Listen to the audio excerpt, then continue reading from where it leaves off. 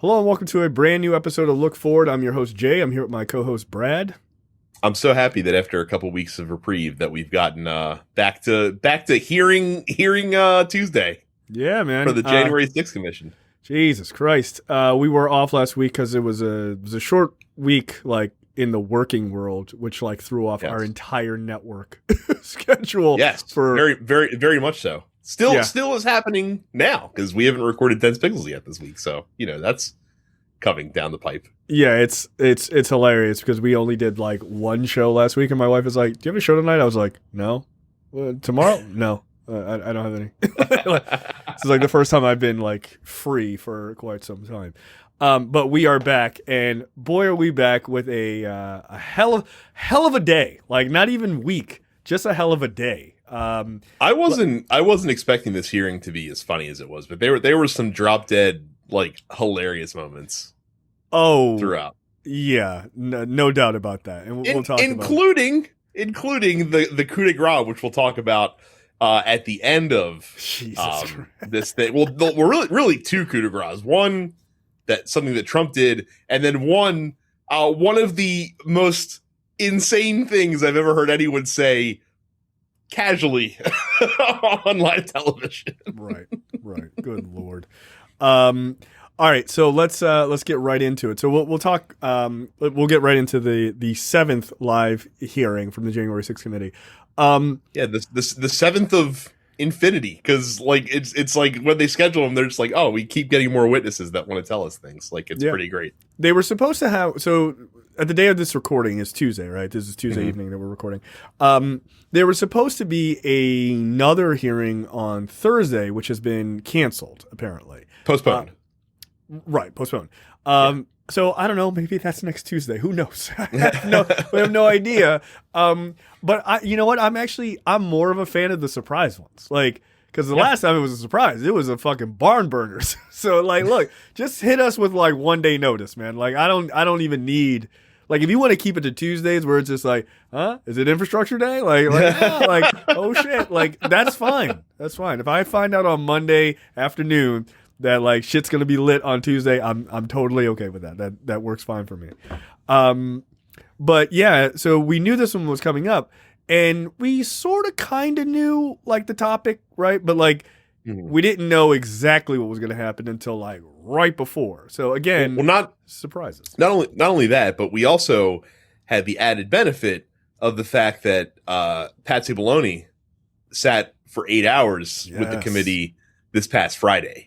For the first time, because he's always declined coming in, asserting executive privilege, and then basically his shit's been on blast all over the place with half these hearings anyway. So he's like, "Yeah, I guess I should come in," so because you guys already know half of this shit anyway. Yeah, you guys are making me look real bad. Like I gotta fend for myself. Look, I gotta tell you, like, I can't wait because they were like, we're just going to sprinkle in some Cipollone across this shit sandwich. But you know what? His testimony did not disappoint. No. And my favorite part of it is just the open knifing that Pat Cipollone did on Sidney Powell, which I just thought was amazing. They hate each other. They do. And not only that, but it was also, I can't remember if he said it or if she said it, where basically she was like to Trump, she's like, they had, like, or I think they were, Trump was trying to appoint her as like the special counsel to oversee election fraud or something. She was going to be the Robert Mueller of this part of the Trump administration. Okay, guys. And Pat Cipollone was like, he's like, yeah, you can appoint her. He's like, and you can say, you can tell us like, hey, she's going to do this. And then Trump's like, cool, I do it. And Pat Cipollone was like, yeah, we don't give a shit. We're not going to do any of that. Like, and Trump's like, oh, like, you see what I got to deal with all the time, as if he's not the fucking president. Like, he's like sitting there. He's like, he should be able to do what he wants. I mean, I'm sure if he would really like put his foot down and was like, oh, you better fucking do this or else, like, Cipollone, but they were just like, peace out. Like, they were just like, leaving. Pat was like, nah, like, we're not doing it. It's like, yo, that is ballsy, man. That is ballsy. But like, you got to give Pat Cipollone a little bit of credit in just being like, nah, fuck that. No, that's a farce. Like, this entire thing is bullshit, and I'm not going to be a part of it. Like, they were like, oh, Pat, can you do that? And he was like, yes. Are you going to do it? No. no, I don't think I will. Which I found to be quite humorous. So it's almost like it's like the scene from like Billy Madison where Trump is the bus driver and Pat Cipollone is Billy, and he's like, he's like, Sidney Powell, she's gonna be a special counsel, and Cipollone's like, no, she's not. Yeah, but you can imagine like what it'd be like, if she was. Like, it was embarrassing. Like, it was embarrassing. Pat Cipollone was like, no, I'm not gonna do that. It's so crazy. Sidney Powell and those Dominion voting machines got it on. No, they didn't. They did not. So yeah, that was, I enjoyed the shit out of Pat Cipollone just trashing Sidney Powell, and Sidney Powell slowly but surely drinking her Dr. Pepper, like just staring at the camera. I was like, oh, that's gonna be on SNL. Like that's gonna make it. She seemed fucking nuts, dude. Super crazy. She is insane. I do also like how the committee finds every excuse they can to note that her defense against like election tampering was the fact, like, well, nobody should have taken me seriously. Yeah, clearly. They fucking ran that quote. They were like, and then you said that nobody. Right. I was like, oof, like, dude, when they point it out like as a quote and not just as like hearsay, it's devastating. Like, that's in a court. That's in court documents. You said that all of what you're saying is bullshit. Like, yeah. Again, I don't know how anybody who is a Trump person. Like, I know they don't generally watch these things because they hate facts and shit like that. But, like, when you heard that, surely you were like, oh, that seems like an odd thing for someone on our side to say. Like, it didn't trigger anything in your empty head of it's not because they're all in on the grift except for, like, 5 of them that are true believers somehow. Yeah, but I'm talking about the true believers. Like, dude, like, read an article. Good God, she said it. Like, she said it in a court of law. So yeah, the big thing in this election though were the two people who testified. Something like Ayers or something. I can't remember his first name. Stuart Ayers remember he was the guy that Trump, the Trump side of the equation tried to argue was like an FBI plant. Oh, no. Oh, really? Is that the guy? Yeah, it's that guy. Like, because he was like recording, shit. He was like recording the shit. Yeah, on the cell phone. So like they were like, that was the argument from like the Q folks, is that they're like, oh, like this guy was, a fucking plant by the FBI and he actually instigated this stuff. Like, this would have happened if Stuart Ayers wasn't there, ginning things up. Yeah, okay, bro. Like, yeah, okay. No, you know how I know that shit's real? Because his wife was sitting behind him, and the entire time she was like, I hate you for having me here. Like, yo, she was giving that dude all the daggers, man. Like, that woman is so tremendously embarrassed to sit behind that moron she married. And like, you let these bigger idiots trick your dumbass into doing this, and you have ruined our lives. Meanwhile, Raskin's like, your wife's here. Hi, Stuart Ayers' wife. Yeah, thanks for coming to D.C. Like, how do you like our little town? It's pretty great, God. Isn't it? Probably a lot better than the last time you were here, huh? Remember that shit? By the way, Jamie Raskin out there rocking the like 1776 fucking haircut. I'm like, dude, what is going on? I mean, like I said, he was not blessed with great hair genes, unfortunately. So he's doing everything he can. What was the Republican guy with the Trey Gowdy with the continually terrible haircuts? But yeah, so the other guy who testified was Jason Van Tottenhof, and he's the former spokesman for the Oath Keepers. Boy, what a get that was. Yeah. I found that guy to be really fascinating because he got out of the Oath Keepers way before January 6th. He was like, no, it turns out these guys are fucking crazy. Like, I'm done, right? And this guy, like, ran a podcast, so I'm sympathetic. He still does, apparently. Right. Still does. How bad could he be, really? Yeah. But he runs a podcast, like, that's sort of sympathetic to right wing fucking ideology, whatever. That's on him. I don't give a shit about that. But I mean, fuck, the most popular podcast in the world is a guy like that. He just doesn't have face tattoos. But he also is like an artist, so they were like trying to hire him to do like some artwork for them and stuff like that, which is like to imagine like this militia, like, but could you like do some art for us, like to make us look cool? Like, all right, that seems weird. But he basically was like, look, Stuart Rhodes, the head of the Oath Keepers, like used to live in my basement, like we were roommates, right? And so he's like, I know how Stuart Rhodes thinks, I know how these guys are, and like kind of giving the sort of the inside dope of the Oath Keepers as an organization, not so much like what they were doing on January 6th, which I think is a really good thing, because it kind of lends to these guys weren't just fly by night on this shit. Like these guys really believe this stuff, and they have for a very long time. So like to kind of put you in the right mindset. But I loved his story, and then we're going to kind of start to break down this hearing a little bit more. But I liked his story of like, Raskin is like, so why did you leave the Oath Keepers? And he was like, yeah, we were living in Eureka, Montana. One, that should be enough. And he's like, good Lord, there's nothing there. And he's like, we were at a store, and like other Oath Keepers were there, and it was me and Rhodes and some other Oath Keepers. And some of the guys just started openly talking about how the Holocaust wasn't real. And he just said, I went home to my wife and kids, and I was like, we're done. I cannot abide this.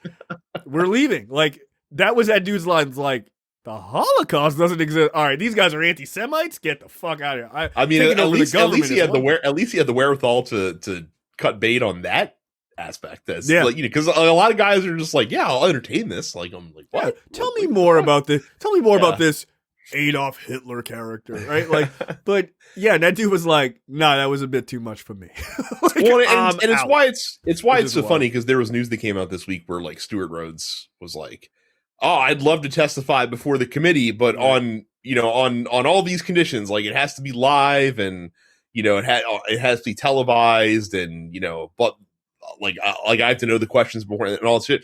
And people are like, oh, I can't believe they're going to let him do that. I'm like, just because he wants to do it doesn't mean that they're going to let him do it. Like, no prosecutor worth their salt would ever put a witness on the witness stand that they don't know what they're going to say when they put on and interview them in advance. And like, if Stuart Rhodes were to interview with the committee, it would be behind closed doors first, and they would vet what he has to say.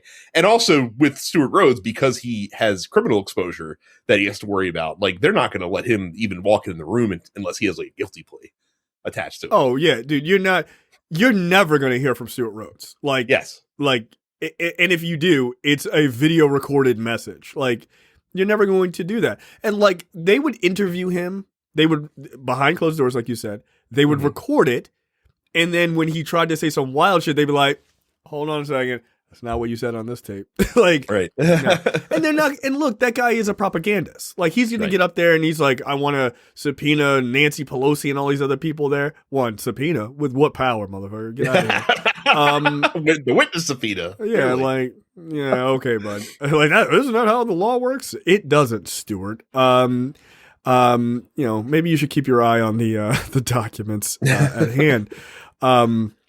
But don't feel bad about us making eye jokes. That guy shot himself in the face. He did. Like, so he's the Plaxico Burress of of right wing ideologues. Get out of here. But like, yeah, he wants to like, oh, let me get out there and say like a bunch of like propagandist bullshit to try to like pull people to my side. The committee's not going to do that. Get the fuck out of here. Their best move so far, and it has worked like a dream, is getting these fuckers behind closed door, getting them under oath, and getting them to tell them what they know, and then ramming that shit down the throat of the next assholes who come up to testify and talk about this shit on TV. Oh, well, and they're going, and they're going, and here's another person who said that. Right, and they're going bottom up, because basically, right, like what they're doing is they're getting these lower level folks in here to testify to things that were said to them and that they observed.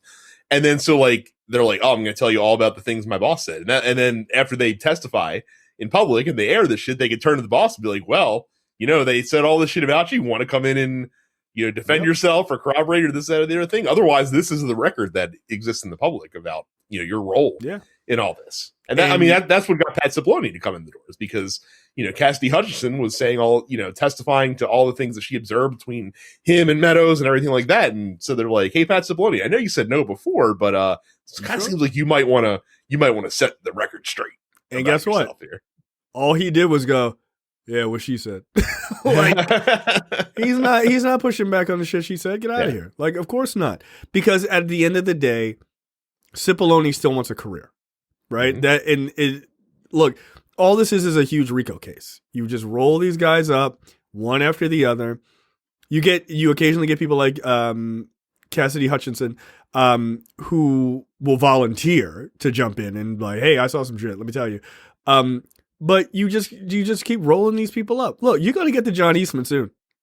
It's only a matter of time. But you will get to him. Whether he wants to plead the fifth all the way out, no, that's up to him. But right now, the argument seems to be that Donald Trump was surrounded, like Liz Cheney said, which I thought was a pretty good point. Like Donald Trump was just being advised by these, not so great advisors and everything else. So she's like, he's not a child. He's a grown man. He's 78 years old. He's a grown man. He can make decisions for himself. Like you can't blame Cipollone. I mean, not that people are blaming Cipollone, but like you can't blame Eastman and all these other people and be like, oh, they're the problem. Trump is innocent. Like, no, dude, you are the commander in chief. You are in charge. Like that is how it works. Well, again, it's always this thing where a lot of the more serious, and I'm using that term in air quotes, Trump folks have always tried to have it both ways, where he's like, oh, this powerful, strong leader. Yeah. But, he's only as good as the advice he gets, because he's still kind of new to this whole politics thing. And maybe, he really leans on the people around him, but he's so strong and makes decisive, decisions and stance. And it's like they try to talk out of both sides of their mouth with him. Right. And depending on what suits them. Right. And I just love that idea of like, oh, he's not a politician. Dude, he was president for 4 years. He's a politician now. He does rallies all the time. He is officially a politician. Like the second you run, you're a politician. Like there's no like, oh, he's new to the game. Like that's not an excuse. Like it's just not an excuse. It's a bullshit bit of reasoning. But yeah, I agree with you. Remember when the argument when he first got elected was like people like, oh, he'll grow into the role. Like grow into president? Like this isn't a fucking this isn't a fucking, small business that that you're taking a risk. Yeah, you're the leader of the free world, dude. You got it. Like the whole point of why we want. I mean, look, it's actually a pretty good argument of like it's not a solid argument, but it is an argument people would use of why like having these like older politicians make sense as president, because they've been around, dude. Like they know they just can go right into the role, and it's like, all right, let's fucking rock and roll. They understand it more. Like. That was an argument against Barack Obama. He doesn't have enough experience. But like he actually did, like he came in and was very presidential from the jump. Donald Trump. And again, you do get that exception. Like Obama was one of those guys. Kennedy was one of those guys. Like you do get the exceptions to the rule. But by and large, the people that have performed, at best is subjective, but the people that have performed most effectively in president typically are guys that have been in the political system for a very long time. Right. You just know the ins and outs. Like now that doesn't mean, again, it doesn't mean you can't have your JFKs, you can't have your Barack Obamas, but it is few and far between. Like experience matters. Like it just does, which is why a lot of presidents are former governors or senators, something like that. Just being in the halls of power give you a level of access and a level of understanding that being outside of it simply doesn't, right? Like, Obama wasn't in Congress that long or in the Senate that long, but he was, right? So he has connections. He knows people. He knows how to he knows people's personalities and stuff like that. That matters. Trump just came in like a bull in a fucking China shop, which is why he's having secret meetings with the CEO of Overstock as one of his advisors. And Obama was also smart enough to surround himself in key positions with people who were super experienced, like bringing in Hillary Clinton to be Secretary of State is a really smart fucking move, because she's been around the ins and outs, and that position's supremely important because that way you don't have to get your hands as dirty with dealing with with foreign politics as much, which would be one of the trickier aspects of the job. You have an experienced statesman in there, and you can then ease into that kind of side of things, and you can lean on her for advice and stuff like that. So. Right, exactly. So, other key points from this, let's see, Pat Cipollone stabbed Sidney Powell in the face, which was pretty awesome. They did a pretty good job of putting Michael Flynn and Roger Stone right at the heart of the Oath Keepers and the Proud Boys. Look for more of that later, right? Yeah. Because that was, I found to be pretty fucking interesting of like, not just, because most of what we've heard is like, Roger Stone was, he had like the Proud Boys as, or the Oath Keepers as like bodyguards at one point or whatever. But like, they were like, nah, there's a lot more going on there. Like these guys, they had a secret server of some sort or like chat or what have you called the Friends of Stone, which gross. Where they were communicating about the moves and what they were going to do, sharing security plans and things like that. Like definitively scouting out parts of the Capitol and DC specifically of like where the Capitol Police were and stuff like that. There is no argument from a Proud Boys and Oath Keeper standpoint that these guys did not come there to fucking play. Like they came there, they weren't just there supporting Trump and then shit quote unquote got out of hand. No, they were banking on it getting crazy and then they were going to exploit that situation and do what the fuck they came to do. Right. And the other awesome thing is that apparently Roger Stone also had a documentary film crew following him around. Dude, there were 4 of them. There were 4 documentary crews apparently going on. Like Trump had one, Stone had one. I think the Oath Keeper specifically had one.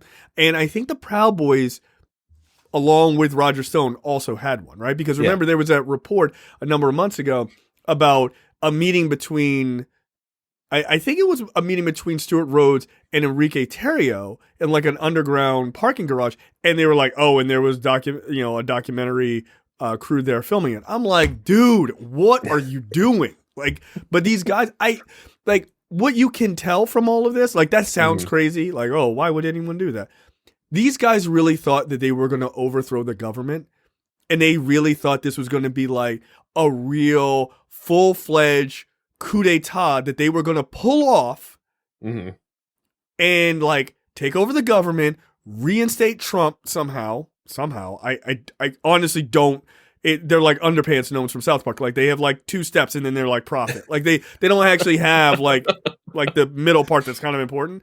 But they thought that they were really going to take over the U.S. government.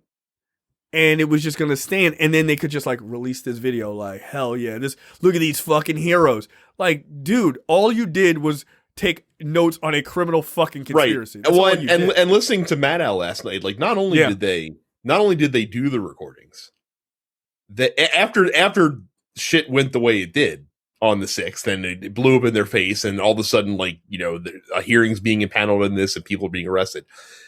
They kept the recordings on their phones so that the FBI could snap them up on their phones. They kept them on their phones. And now they're being leaked out through the press. You idiots. So just like applause all the way around. Yeah, they were recording basically like their Zoom calls. Yeah. Hey guys, here's how we're gonna do this coup d'etat. And the FBI's like, yeah, can we see your phone? Why would you keep it on your phone? Jesus Christ. Again, I've said it before. I will continue to say it. It's a good thing that we were preyed upon by the stupidest among us to do this shit. Because it could have been a lot worse if people were smart. 100%. It's really funny because what's the guy from the Lincoln Project? Wilson? Kellyanne Conway's husband? No. The kind of the main dude. I can't remember his name. Rob Wilson or something like that. Oh, yeah. He tweeted out today. I thought was pretty funny. He goes, "We almost got democracy destroyed by a bunch of like idiots and morons." It's like not even by like real supervillains, like just a bunch of idiots. And I was like, that is correct. Yes.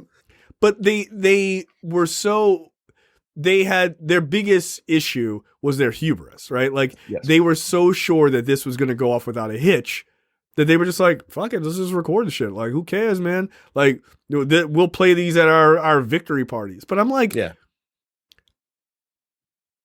Like, ironically, hearing how Pat Cipollone responded to Donald Trump about Sidney Powell, of like, we're not doing that. Get the fuck out of here, right?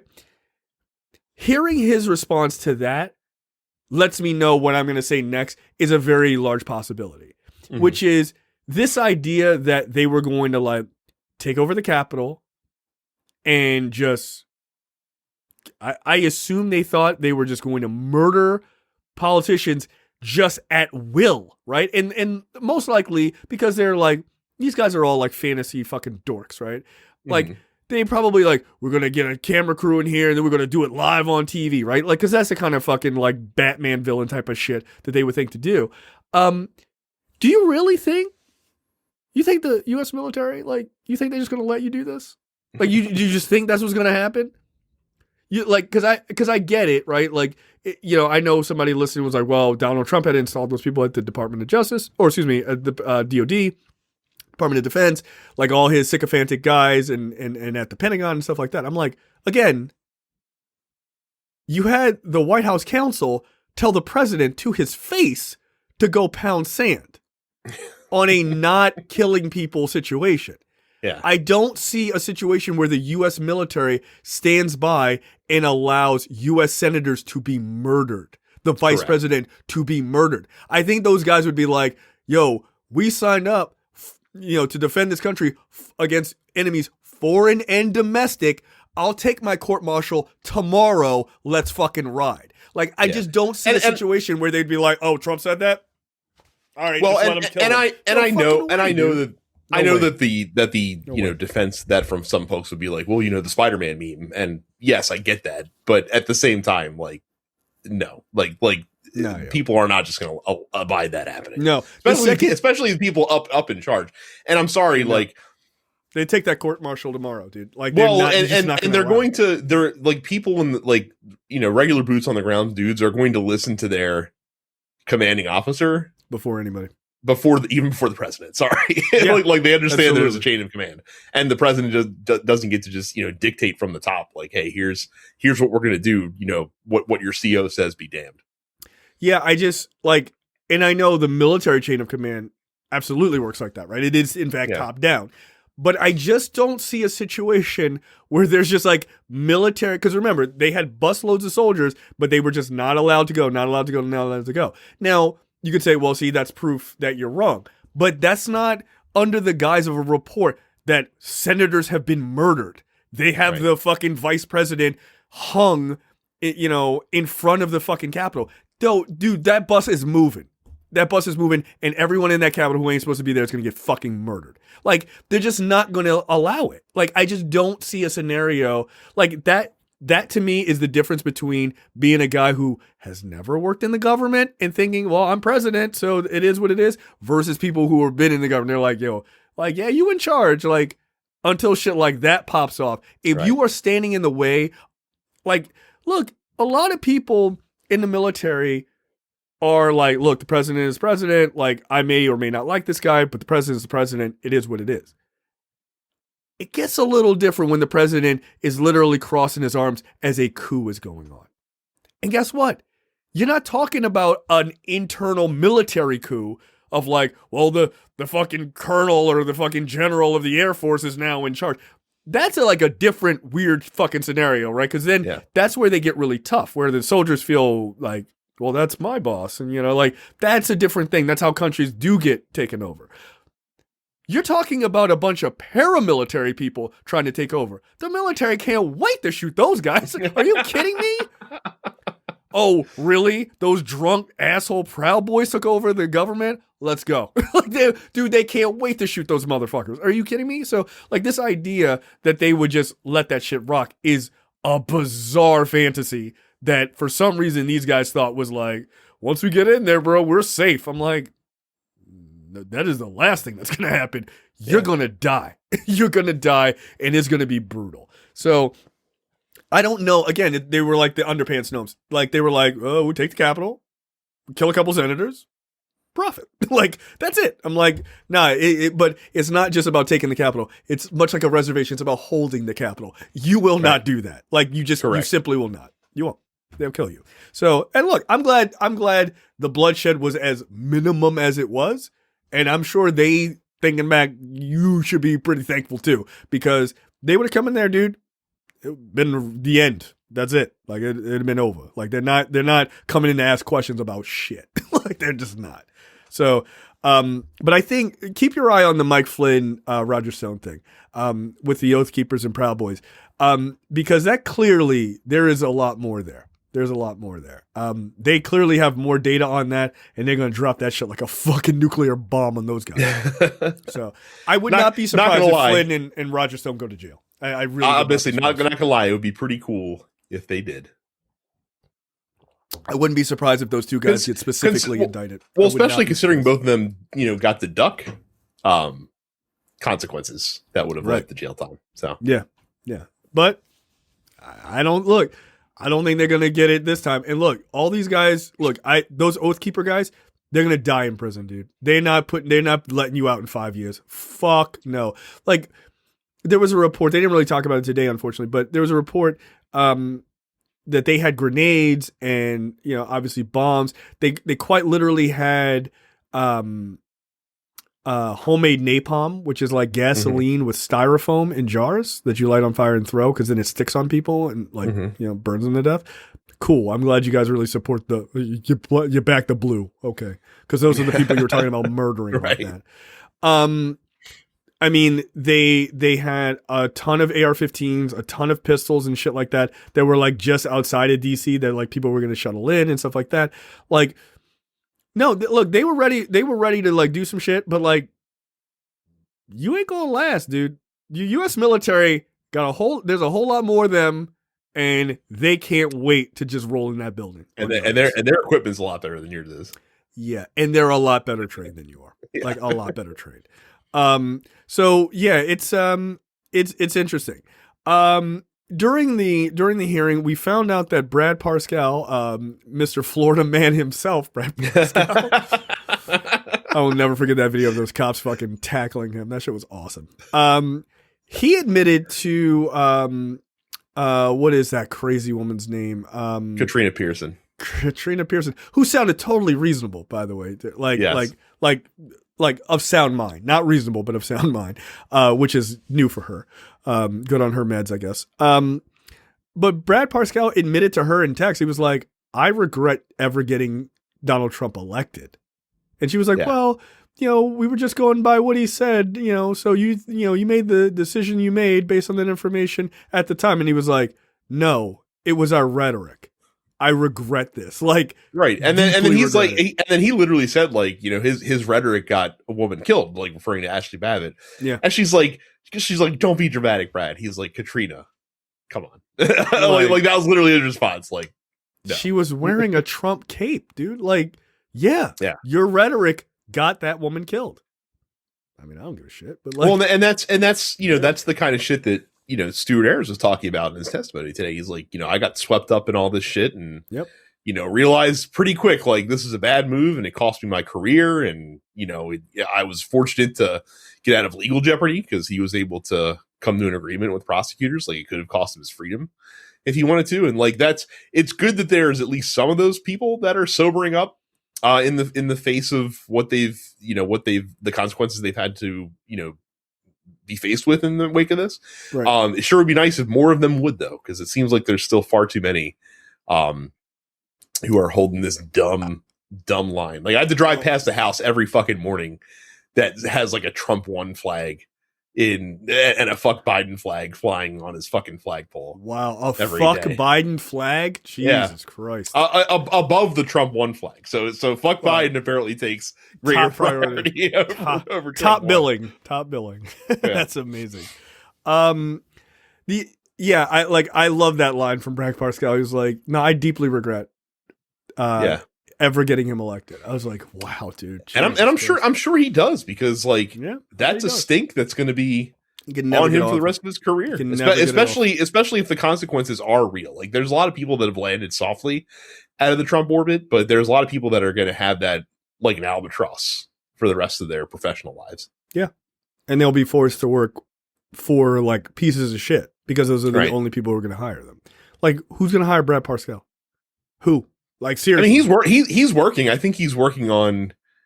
I think he might be working on some like Republican nutters campaign, like in some House race somewhere. But that's a hell of a long way to go from, running the campaign for the president. Okay, so what I said is true then. Yes, like, correct. That's what I'm saying. Absolutely. Like, who the fuck else is he going to go with? The Ron DeSantis campaign? Like, he don't have no other options. Like, so you always have to just be in the gutter or just completely get out of politics and do some like, start your own fucking radio show or some shit like that, right? Like, you don't have any options. A la Steve Bannon. Like, that's why he's doing that, because he has quite literally no options to do anything else. They basically plan the entire thing, the entire march to the Capitol on December 15th, right? December 15th is when they had their crazy meeting where they were like quite literally yelling at each other. Another person who was giving me absolute fire was Hirschman, who was just like, yeah, that meeting was fucking crazy, and every one of those nutcases on the Sidney Powell side were fucking lunatics. Like, that guy, like, dude, just let that guy talk, man, because that guy is the most honest motherfucker they have on that side. Hirschman's views and like his politics suck. Like, he defended Trump in one of the impeachment trials and stuff like that. Like, he was one of the lawyers there. But man, that dude is so fun to listen to. Like, when he is confronted with stuff that he knows is fucking nonsense, like he somehow would like fist fight these guys. Yeah, he's super real. Like, I'm not a fan of his politics, but he's super real. Every time they go to him, I'm like, ooh, what you guys say? He's like, fuck Sidney Powell. I'm like, wow, Jesus Christ.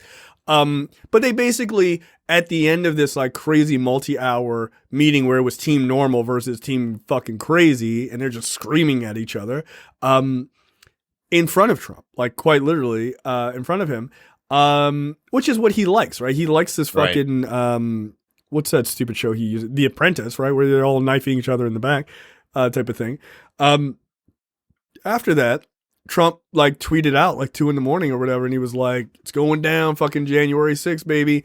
And all of these organizations were like, they had all planned like different events like on different days, and they were all scrapped that and all decided to converge on DC on the 6th. Like, they had they were playing clips from like from YouTubers and shit, from what's Alex Jones, and all these people were just like, yeah, it's gonna be history 1776 and all this other shit. Like, immediately after that shit came out, they were on it. Like, they one of them literally was like, "Oh, it's gonna be a red wedding." I'm like, wow. Yeah, like, you're gonna say it out loud to fucking say. Cool. Yeah, bro. Who needs, man? Yeah, like, these are human beings, right? Like, you're just cool with straight up murder, like just full on. But again, that's the thing is they don't see their opponents as being human.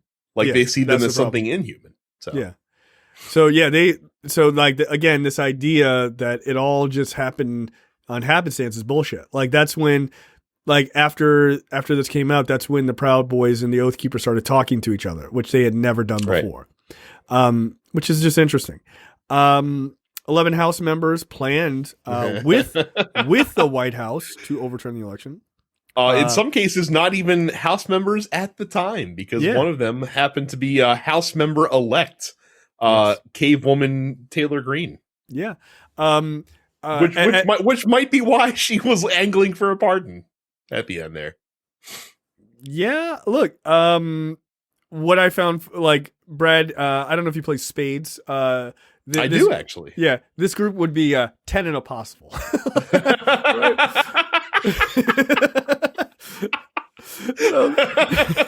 This is Representative Mo Brooks, Brian Babin, Andy Biggs, Matt Gaetz, Louis Gohmert, Paul Gosar the Gosarian, Andy Harris, Jody Heiss. Maryland represent. Whoop, whoop.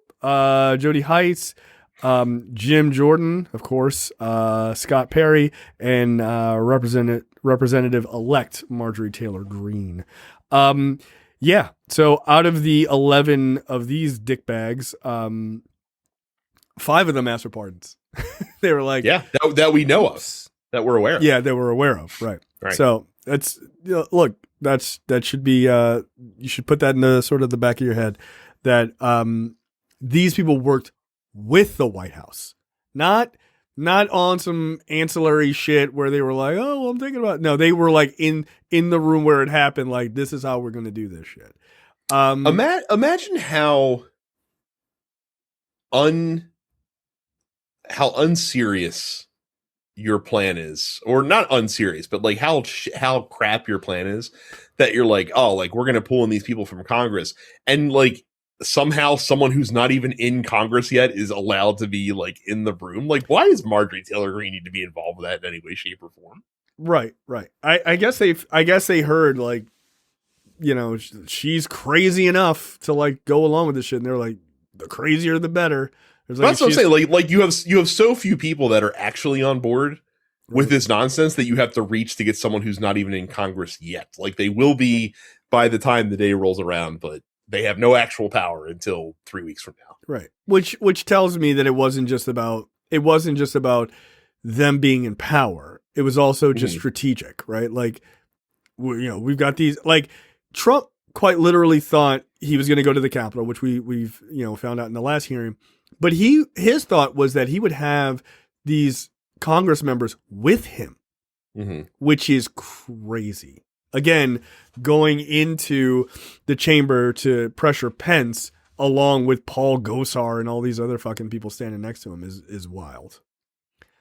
Like, there's a weird, like, different universe where I would have liked to see how that would have panned out. Like quite literally. Like, yeah, thanks for coming. Gonna go ahead and still certify Joe Biden as the winner. Yeah. All right, you guys can leave now. Like, you just get the fuck out. How could you do this to me, Mike? You just hear screaming from the back. He's just booing him. Boo! Boo, Mike Pence. The worst. Like, I'm all right. I'm not your friend anymore. Mother sucks. Like what? Nothing. And then again, we heard from the Oath Keeper spokesman, which I thought was good. Then we got the end. just a little coda, a little aside that Liz Cheney throws out at the very end of this hearing. A little by the way, like just apropos of nothing. Right, a little digestive before you go home. Apparently, Trump called a witness who has not testified, who is scheduled but has not testified yet to the January 6th committee. He called them and they didn't pick up. They were like, oh shit, Trump's calling. Like, nah, fuck that. I'm not getting in trouble. And so they told their lawyer, and their lawyer immediately called the January 6th committee like, you're not going to believe who just called. This is crazy. And they fucking dialed his ass up. Who then immediately, with the committee, called Merrick Garland on the phone, was like, hey, you're never going to believe this, but I think our boy just committed witness tampering. Yet another or attempted to commit witness tampering. No, I was just calling to see, like, how you doing? I haven't spoken to you in a while. Like, hey, checking on, how's your mom, right? That's a wild move, man. That's in the middle of all that's going on. Like, again, like if you are, obviously this isn't like a criminal trial in any way, shape, or form. Like, this is just a public disclosure of stuff, of evidence. But if you know that you're going to be heavily scrutinized and you know that this person is going to be called before the committee to testify, it's a really bold fucking move to be like, you know what, let me just give them a quick call before they have a chance to do that, just to make sure that they know that it would be really disappointing to me personally if they decided to dime me out. Yeah. And okay, hold all of that being true. But let's talk about the thing that is the most important of that, which is whoever that is a big fucking deal. That ain't no small. That's not a small person. He ain't calling Cassidy Hutchinson. He calling somebody like please don't dime me out for the love of God. I don't know who that could be though. Yeah, because Meadows is not wanting to testify. Like he's not going to do it. Is it Eastman? I don't think they would call Eastman. Eastman has criminal exposure. Like I don't think that they would, because they know if they call him, all he's going to do is plead the fifth, like he did. Yeah, that's true. So there's got to be somebody, man. There's got to be somebody like way back here that we're not thinking of who had crazy access, and he was just like, nah, fuck that. I got to make a personal call, not get one of my guys to call them. I'm going to call. I'm going to pick up the phone and call this person and expose myself to that probably getting out. That's a wild move, man. It must be. It's Eric Trump. It's Eric Trump. He's like, oh my God, my dad's calling me? Like that never happens. Like that's so weird. This must be related to the. I'm going to talk to my lawyer about this. Like, I don't know, man. I don't know who that would be. I'd have to really think about like who we haven't heard from that would have that kind of access. Yeah. I mean, they interviewed Stephen Miller. We saw Nosferatu's return today. I love the Stephen Miller thing is really funny, by the way, because he went on like Waters recently. It might have even been like yesterday, where he was like, I wish that they would play some of the testimony that I gave to the hearing because I was giving a vociferous defense to Trump and talking to them about how it was completely just what he was doing. And then they play like two Steve Miller clips today where they're like, this is pretty fucked up, wasn't it? He's like, they did tell him that it was probably best not to pursue this. Just completely fucking cowed after he tried to look like a tough guy on Fox News. Of course. It's like the Rudy Giuliani clip. I almost fell and cracked my skull. Roll that tape, and it's like, oh, nothing happened to you. You're fine. Yeah. Sorry, I can't do as good of a Stephen Miller impersonation as Andy can, just because I'm not from Fresno like Andy. Right. Yeah. So I can't get that. Like, I just think that it's crazy that the Santa that Monica they're not pursuing it more. Right? Yeah. I can't pull that one off. So well, you got to like channel Pauly Shore and make him a right wing asshole. Which, by the way, that was perfect casting on SNL. Was having Pauly Shore play him. It was perfect. So yeah, it's that was pretty wild. That was pretty wild. Now, here's where it gets a little funny.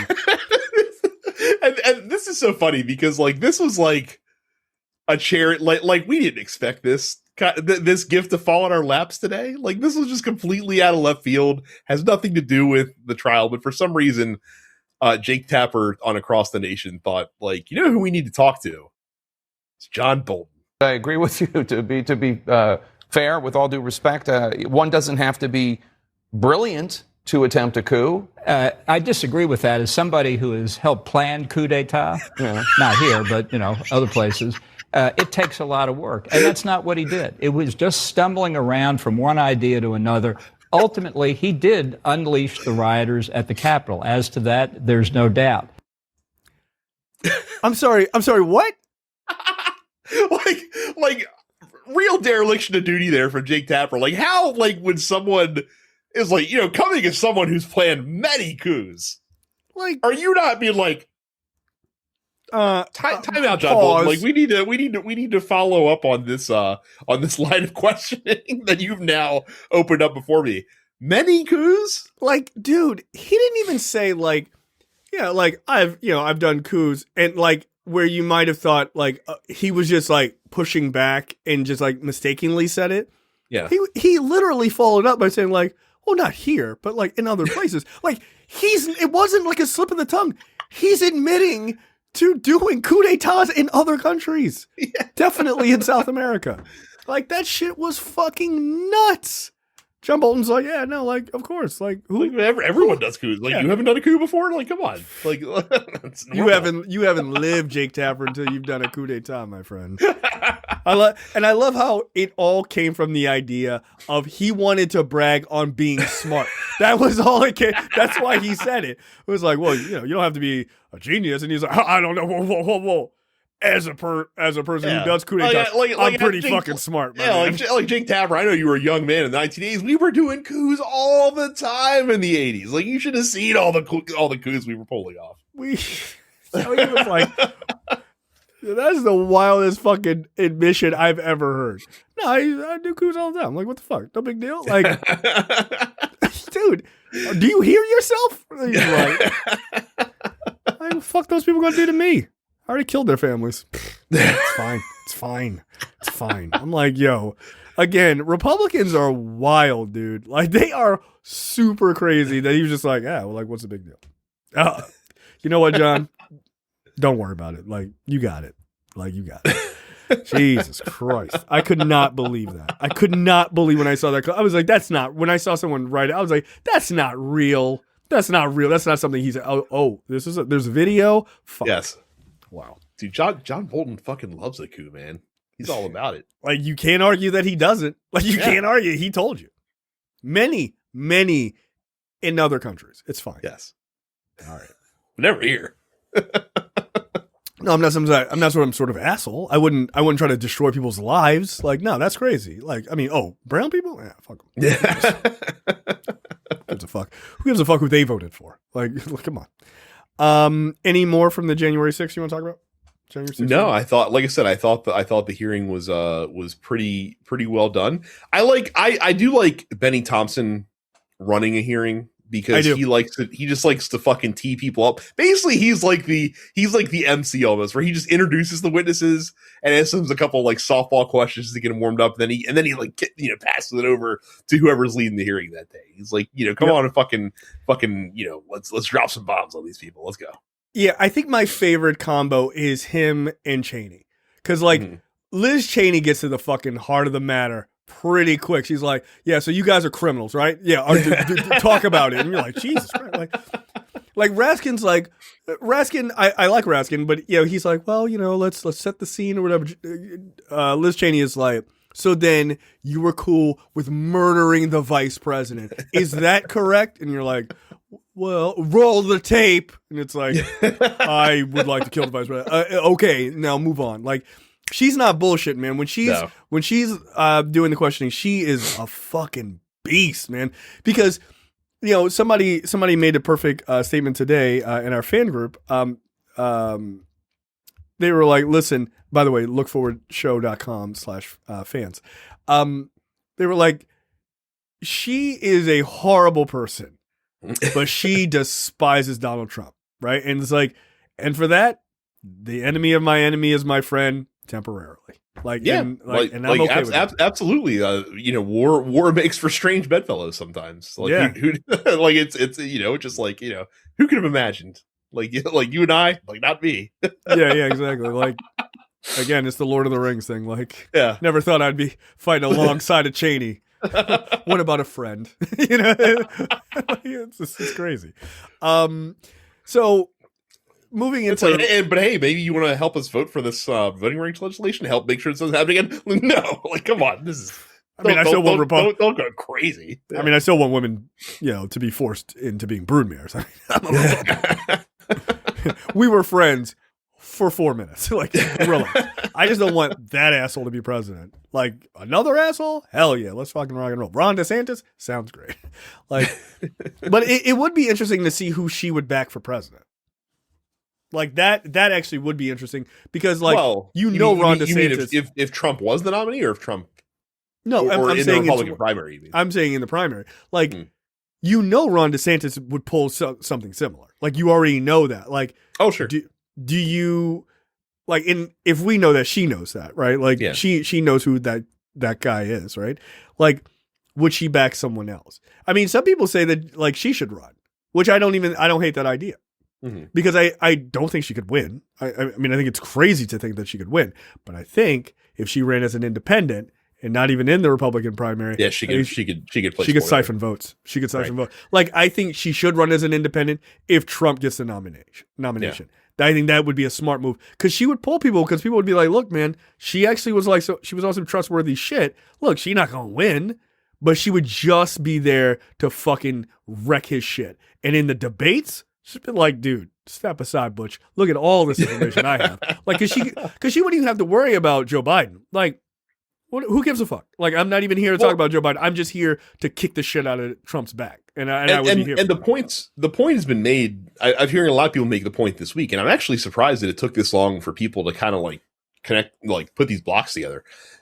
If Trump does run again in the primary, and if he loses or if he's losing, he's gonna pull the same shit, except on on the Republican side of things. Like, he's gonna talk about, oh, it's rigged, and like I didn't actually lose and I actually won. Like, and what's gonna happen then? Like, what the fuck are you gonna do then? Yeah, he'll wreck your own party from the inside, which that's disastrous, because if that happens, then you're in no place. Like, if he loses and he does that, he's gonna tell his people to walk away, right, from the race. Good luck in 2024. Look how he lost in 2020, right? If I don't win, or not, you don't even have to look at like his race in 2020. You can look at Georgia, right? Exactly, where he was just like, "Fuck those people. I didn't win. I'm not coming out. I'm not stumping for them. Take your ball and go home." And he fucked two races. Two Democratic seats in a traditionally red area. Good job. Right. So, yeah, you're right. Like, and right now he only has 49% support in the Republican Party. Like, as far as like wanting him to run for president. That's not good. If that falls and again, 40%, to that point, like, even if he doesn't make waves around the primary election, like if he doesn't win the nomination, like he's not going to be out there, vociferously backing whoever does, especially if it's DeSantis, because he fucking hates that guy. Right. So he's like, "Nah, you trying to take my spot? Like, I'm the fascist asshole. Like, not you. Well, you were also one, but like you're 2.0. Like, I don't like new Coke. I'm old Coke." Like, so, and like, I just don't. I don't see a situation where he would back him. I think you're absolutely right. And that would like Trump losing would actually be simultaneously a great thing for the GOP, like getting rid of him, but also the worst scenario because of what you're saying, which is he will torch the entire fucking landscape because he cannot accept that he lost. Well, and not to get too ahead of ourselves and not to get too prematurely hyped about stuff, I think that they're in a tough spot regardless. And again, and the Democrats still have a lot of unanswered questions, like, will Biden run again? If he does, like, is he going to face a primary? Yeah, I mean, every president's going to say that because the minute you say you're not, you're a lame duck. You know what I mean? So like, you try to hold that off as long as you can. I don't know if he actually will. Dude's gonna be 82 in a couple of years running for president to serve for 4 more years. That's a lot. I agree. But like, you to your point, I see you bashing neoprogs on Twitter over the head with some stuff.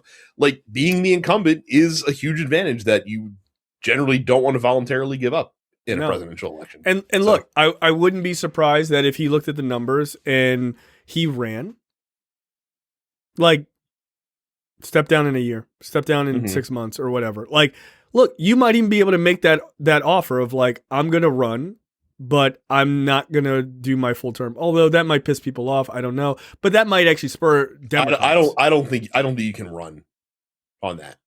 Yeah. I as I'm thinking about it, like, that might piss people off, but I think.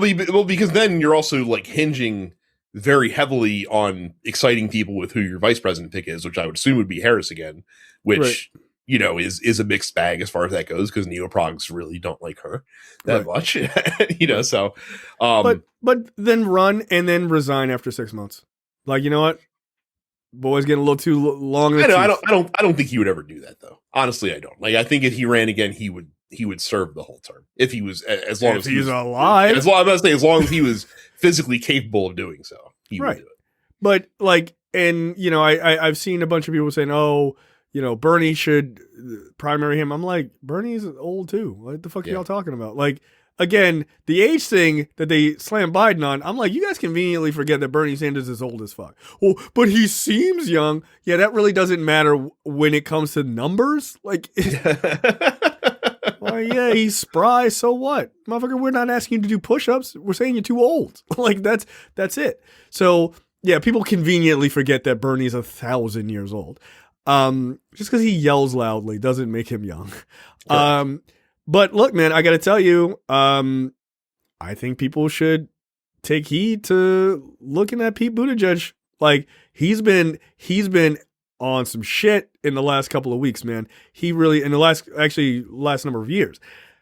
I think that guy. I'm not saying that he should be like the guy in 2024. I hate even talking about 2024 really at all because I think we have a major election coming up that we need to be concentrating on.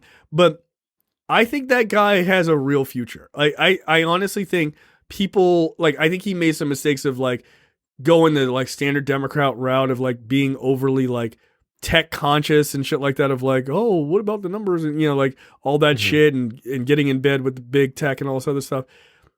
If he pulls away from that kind of stuff and is like actually critical of those things, dude, he's a force to be reckoned with because Republicans cannot figure out how to deal with him. They can't. He's a really effective messenger. He's a super effective messenger. I think that you would see him on someone's ticket before he was actually he was able to gain a nomination. I think he would make a really awesome vice president who could then coast on the back of his running mate eventually to run for the actual job when it's time. So yeah, I think that's very possible. Look, if Harris, I'm not wishing Biden death or anything, but if Harris ends up being president because Biden either retires or passes away, hopefully it's more retire than anything. Take his IROC out on the road. Like if he does, I think she would be smart to pick Buttigieg. I think that's a pretty good choice. By the way, you don't lose a senator, right? Like you don't. Also true. Because people are just like, oh, you should pick Warren. Like, yeah, look, I love Elizabeth Warren, but you're losing a senator. Fuck that. But I'm also not going to be a hypocrite. She's old too. Like she's going to be 74. She's going to be 74 in like if in the argument right, if the argument is that these people are too old, all right, Pete Buttigieg is not that old. Like he's super young. So that would be a good one. Julio Castro would be another one, right? So like that. I don't think he has the charisma to be in that spot. I don't know. Like as Veep, I mean, cabinet secretary, which he already is, isn't he? I can't remember if he is or not right now. I don't remember what his role is now. We haven't really seen him since the election, honestly. Which is a shame because I thought his platform was dope. But I mean, he's not a charisma black hole. But you're right, he's not a charisma magnet either. Honestly, like I think that we should also be, and you and I, this is one of our kind of blind spots a little bit, is that we don't have as much like knowledge of Democratic governors around the country, except for Newsom. Like Newsom's probably the highest profile one. Honestly, probably would be Gavin Newsom if Biden decided not to run. I think Gavin Newsom would see that opportunity and just zoom, right to the head of the fucking class. He looks like a president on TV, and that sounds trivial, but it's not. No, it's not a trivial thing. Dude, people are like, no, that guy looks like a president. Like that works for people. Like that's part of the reason why women have a hard time being president, dude. Like, because people go, a girl never been president before. Like, she don't look like a president, right?